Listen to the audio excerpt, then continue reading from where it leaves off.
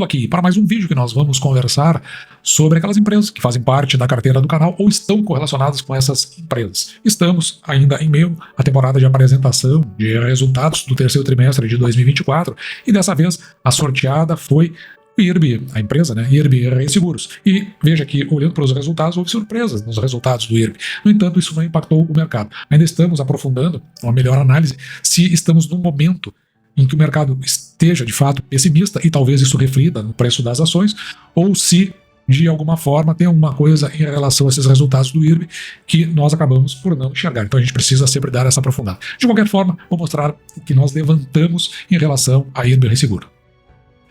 Mas, porém, uma rápida passada aqui no Boletim Focus. Veja que esse boletim ele saiu aqui no dia 14 de novembro, então ele saiu na quinta-feira passada, já que sexta foi feriado. E com relação à perspectiva para a inflação, veja que ela se descola bastante, né? Questão de 4 semanas atrás estava 4,50%, estava 4,62% na semana passada e agora está 4,64%. Ele está numa curva de aumento semana a semana, ou seja, em relação à inflação o mercado não está muito otimista. Em relação à Selic, todos ainda estão apostando em 11,75% no fechamento de 2024. Então, possivelmente um indicador de alguma desconfiança que o mercado está em relação à economia do Brasil.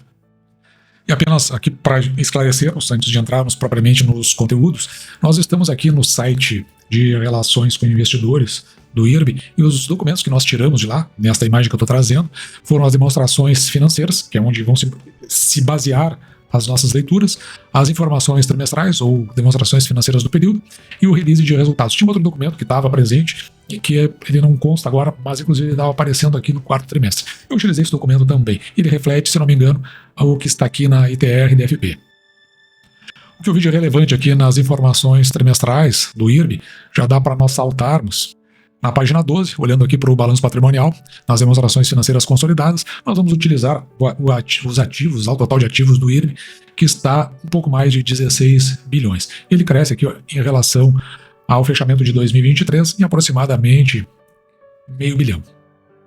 Com relação ao patrimônio líquido, ele chega a 4,7, quase 4,8 bilhões, enquanto que estava 4,2, quase 4,3 bilhões no fechamento de 2023.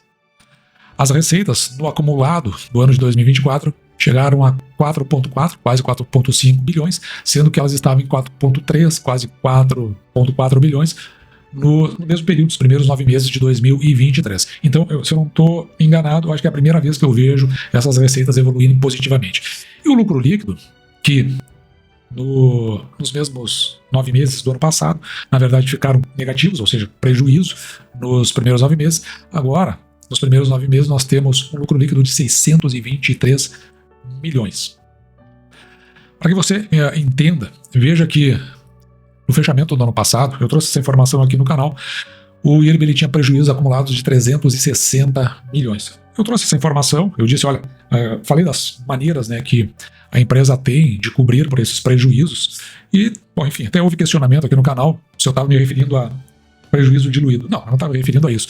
Mas existem formas de buscar recurso. Pode ser com a reserva de lucros, pode ser com a venda de ativos, pode ser com a contração de empréstimos, que é uma maneira de você pagar assim, de uma forma em parcelas, né, por um prejuízo que você tem. Ou seja, é como se você trouxesse, né, o que você teria lá na frente para pagar esse prejuízo para tempo lá na frente, no futuro, para tempo presente. Alguém falou em diluição de prejuízo, eu não tinha me tocado nesse assunto, mas de qualquer forma, se você pegar os 600 milhões de lucro líquido que nós vimos agora há pouco e subtrair 359 milhões, então você vai ver que o IRB ele possui em lucros acumulados agora 264 milhões. Então vamos supor que ele fosse pagar proventos, esse seria o valor disponível pelo menos no fechamento dos primeiros 9 meses de 2024.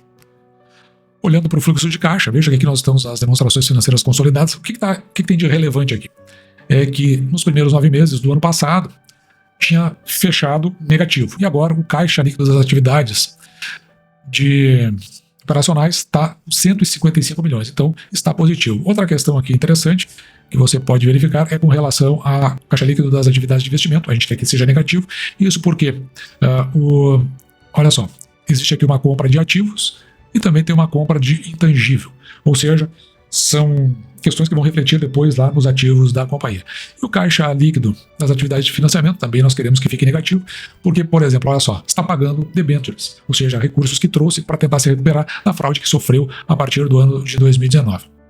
E o caixa, ele, em relação à última vez, ele teve um aumento aqui de 16 milhões, teve uma melhoria no seu caixa, e atualmente o IRB possui em caixa 37 milhões e 300 mil aproximadamente, mostrando que pelo menos tem um potencial para geração de caixa. No relatório que foi feito aqui sobre essas ITRs, obedecendo o IFRS, todos esses dados vão estar lá, né, dos ativos, patrimônio líquido, receitas, tudo que nós vimos agora está disponibilizado aqui de uma forma fácil que eu possa levar isso aí para uma construção de uma tabela futura. O que tem de relevante aqui? Eu esqueço sempre de desligar o telefone. Mas o que tem de relevante aqui, ó, é o lucro líquido distribuível por ação, que a gente teve que buscar os cálculos, né? Então veja que o IRB hoje teria, fechando os 9 meses de 2024, R$ 2,35. O distribuível não quer dizer que numa possibilidade de distribuição ele faria isso, mas quer dizer, que eu acho relevante, que ele tem potencial para fazê-lo. Quais os destaques desse relatório? Então, o lucro líquido trimestral de quase 200 milhões. Hoje o IRB está muito parecido assim, com o que seria o Banrisul nos seus melhores momentos. Não empresa a empresa, mas em termos de disponibilidade de recursos em função do seu lucro líquido. No acumulado do ano, o lucro líquido atingiu 623 milhões, que nós vimos mais que o dobro do resultado de 2023, todo o resultado. O resultado do underwrite, ou seja, aqui está levando em consideração aquilo que sofre o impacto dos riscos, ele foi positivo em 118 milhões, ou seja, uma carteira que está melhor depurado, em 118 milhões no terceiro trimestre, porque são 274 milhões no acumulado do ano. O índice de sinistralidade melhorou, atingindo 68%. O índice combinado, aí junta uma série de fatores, né? É o que seria a sinistralidade, mais o comissionamento, mais despesas administrativas, etc. O combinado ficou em 102. E aqui tem uma demonstração de melhoras, mas no meu entendimento fica bem mesmo o IRB quando isso está abaixo de 100%. A empresa tem focado seus negócios no Brasil, representando hoje 83% de tudo que ela tem obtido em termos de receita. E a perspectiva do rating da companhia foi revisado de negativa para estável pela AM Best. Então, pelo menos aí, quem faz essas análises, né, quem faz os ratings, está olhando de uma forma positiva para o IRB. Esse relatório sobre as demonstrações financeiras do período, o ITR, ele é mais completo, ele tem mais detalhes aqui e traz informações que vão nos ajudar a entender melhor como é que está o IRB. O retorno do patrimônio líquido, sobre o patrimônio líquido, ele está em 4%. Claro, se a gente... Isso no terceiro trimestre de 2024. Se nós olharmos para outras empresas, talvez a gente não tenha uma visão positiva, mas veja, ó, é 13% no acumulado do ano, melhor que, por exemplo, o Banco do Estado do Rio Grande do Sul. O retorno sobre os ativos, 1,2, a gente gosta quando fica acima de 1, e veja aqui isso no terceiro trimestre, porque no acumulado do ano, 3,9. O que quer dizer isso aqui? E, na verdade, o patrimônio líquido os ativos mais ou menos se mantiveram estáveis, enquanto que o lucro líquido ele acabou crescendo. Então, impacto bem significativo em termos de lucro líquido. Prêmios emitidos, 2,1 bilhão ou 2,2 bilhões aproximadamente. Eu fui colocando uns comentários do lado. Reflete o crescimento da carteira com aumento de 10% em relação ao terceiro trimestre de 2023, impulsionado pela carteira patrimonial. Para todos esses comentários aqui foram adicionados para a gente ter uma melhor compreensão. Os prêmios retrocedidos, ou seja, aquilo que é repassado para outras seguradoras, 1,1 bilhão. E representam os prêmios cedidos a outras seguradoras com índice de retrocessão de 52%. Então, é o IRB diluindo os seus riscos dentro do processo de retrocessão. Acredito que com o tempo isso aí deva se equilibrar e, na verdade, não retroceder tanto quanto está acontecendo nesse momento. O resultado do underwrite, de 118 milhões, demonstra a lucratividade das operações de resseguros, excluindo resultados financeiros, com crescimento expressivo em relação ao terceiro trimestre de 2023. Ou seja, a qualidade dos prêmios emitidos está melhorando. O resultado financeiro, 196 milhões no terceiro trimestre, reflete os ganhos de investimentos e operações financeiras, incluindo venda de um terreno no Rio de Janeiro. O índice de retenção em 48%, ou seja, dos prêmios emitidos, 48% ficaram com o IRB e 52% foram passados para outras resseguradoras. O índice de retrocessão, que seria o contrário, né? Então 52%, se você somar esses dois aqui vai dar os 100%. O índice de sinistralidade, nós vimos agora há pouco, 68%, reflete a relação entre os sinistros que são pagos, ou seja, sempre que é acionado, e os prêmios que são ganhos. Quanto menor, melhor, né? Os pagos estão aqui em cima e o ganho está aqui embaixo, e é só dividir um pelo outro. O comissionamento, 19%, representa as comissões que são pagas sobre os prêmios emitidos. Quanto menor, melhor, evidentemente. Quer dizer, mais ou menos. Às vezes, o que acontece, né?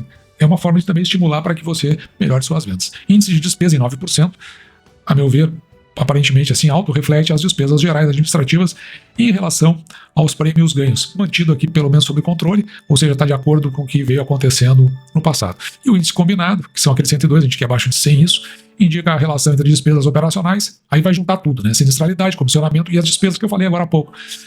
E isso vai ficar sobre os prêmios ganhos. Tem uma melhora em relação ao ano anterior, no entanto, é preciso melhorar mais, ficar abaixo do 100%, e por isso é que vai demonstrar a eficiência operacional da companhia. Aqui nas perspectivas positivas, em relação à lucratividade, performance underwriting, gestão de sinistro, eficiência operacional, foco no mercado brasileiro e revisão de rate, tudo isso aqui eu comentei agora há pouco. A única coisa que eu não tinha falado é o fortalecimento da governança, a adesão ao Pacto do Brasil pela integridade empresarial. É uma adesão, na verdade, soa muito mais como um marketing. E do ponto de vista de expectativas futuras de curto prazo, a manutenção, a trajetória de crescimento, consolidação da recuperação financeira, o fortalecimento da posição no mercado nacional e aqui o aprimoramento da gestão de riscos. E agora fazendo um relatório sobre o desempenho das demonstrações financeiras do período. Na verdade, muitas coisas aqui já foram ditas, então eu vou ficar naquilo que ainda não foi falado. Por exemplo, prejuízos acumulados. Eu queria dar uma olhada como é que ficava isso. Os relatórios eles não mencionam explicitamente prejuízos acumulados, mas a gente viu, e porque não teve, né? Teve no fechamento do ano passado, e isso foi reduzindo ao longo de 2024. No entanto, é destacado que o lucro líquido acumulado no ano, 260 milhões, representa mais que o dobro do resultado anual de 2023, que foi de 114. Isso sugere que a empresa superou prejuízos passados e está em trajetória de recuperação. São aqueles 360 milhões de prejuízos acumulados que eu tinha mencionado no fechamento de 2023. Então, esse é o indicativo mais forte. Administração de gestões passadas. Queria ver com relação às fraudes lá no passado, como é que está atualmente. O documento também não faz referência à administração passada, mas ele cita esse projeto de lei aqui, que prevê novas regras para o setor. Essa menção pode ser interpretada como uma crítica implícita à falta de regulamentação adequada em gestões anteriores, o que contribuiu para os desafios enfrentados pela empresa. É um jeito gentil de dizer que todo esforço que está sendo feito para recuperar as fraudes passadas. O relatório final, que eu acabei colocando, que é sobre todos os documentos que nós vimos até agora, e agora juntando tudo, juntando todas as peças, os pontos positivos, a gente já citou, não mudou muito, mas aqui nos negativos, legado de problemas passados, ainda repercute lá aquelas fraudes passadas, né? Embora em recuperação, o IRB ainda enfrenta desafios decorrentes de gestões anteriores, incluindo questões de governança e subscrição de riscos, ou seja, foram feitos, né, negócios do passado de altíssimo risco por preços muito baixos, e aí que levou a todo o processo de fraude. Sinistros elevados. Apesar da melhora, os sinistros ainda estão em patamares elevados, impactando a rentabilidade da empresa. Na verdade, foram esses dois aspectos que, pelo menos, foram colocados aqui como relevantes. Na conclusão, está em processo de recuperação gradual, com resultados positivos, melhoria em indicadores. No entanto, a empresa ainda enfrenta desafios e precisa continuar implementando medidas para garantir sua sustentabilidade e crescimento no longo prazo. A perspectiva para 2025 é de continuidade da recuperação, com foco em rentabilidade, de gestão de riscos e fortalecimento da governança. Então nós podemos já trabalhar com as nossas projeções, trazendo aqui para a nossa tabela de indicadores fundamentalistas a projeção de IRB fechar com 472 milhões no exercício de 2024. Veja que com esse resultado, se pagasse os 25% estatutário, poderia pagar aqui R$ 1,43 por ação. Não vai pagar isso aí, não está na hora, não é o momento do IRB pagar proventos. Mas veja aqui, que o IRB tem uma base acionária muito pequena, 82 milhões de ações, isso porque ele fez um agrupamento de 30 para uma ações ainda durante este ano. E você pode ver aqui que o patrimônio líquido, o IRB tem 4,7 bilhões, que nós vimos agora há pouco. Isso dá um valor patrimonial por ação de R$ 58,17. Ao preço da ação que eu vi agora há pouco, está em torno de R$ 40, nos dá um preço sobre o valor patrimonial por ação de 0,69. Ou seja, você está comprando uma ação com desconto para a empresa de seguro de 31%, que é um belo desconto, né? Principalmente se nós compararmos com outros pares do mesmo ramo. Se pagar esse provento que nós estamos vendo, um dividend yield aqui de 3,6% aproximadamente. Mas para uma empresa que está se recuperando, seria algo interessante. Eu acabei não mencionando no início do vídeo, hoje é dia 18 de novembro de 2024, agora são 10 horas e 10 minutos, recém abriu a nossa Bolsa de Valores. Aparentemente ela está meio pressionada, mas tudo indica que ela continua dentro daquela estabilização que a gente viu. O IRB agora está cotado a R$ 40,01, perto do que a gente falou agora há pouco. Olhar que o mercado está tendo. É aquilo que a gente não sabe. Ou, no geral, tem uma desconfiança, ou é uma coisa mais específica em relação ao IRB. Isso a gente ainda está analisando e vai trazer essa informação assim que a gente tiver algo mais consolidado aqui no canal. IRB é uma boa possibilidade para as intenções aqui do canal. Pode ser que dentro de algum contexto a gente venha a comprar mais um pouco de ações, já que faz parte da nossa carteira de oportunidades, sempre coisas pequenas. Isso aí dentro de uma expectativa futura interessante que o IRB pode trazer, principalmente à medida que forem melhorando seus resultados. E dito isso, eu vou ficando por aqui. Espero que você tenha gostado. Me despeço de você, desejando que você fique com Deus e deixando, como sempre, o meu grande abraço.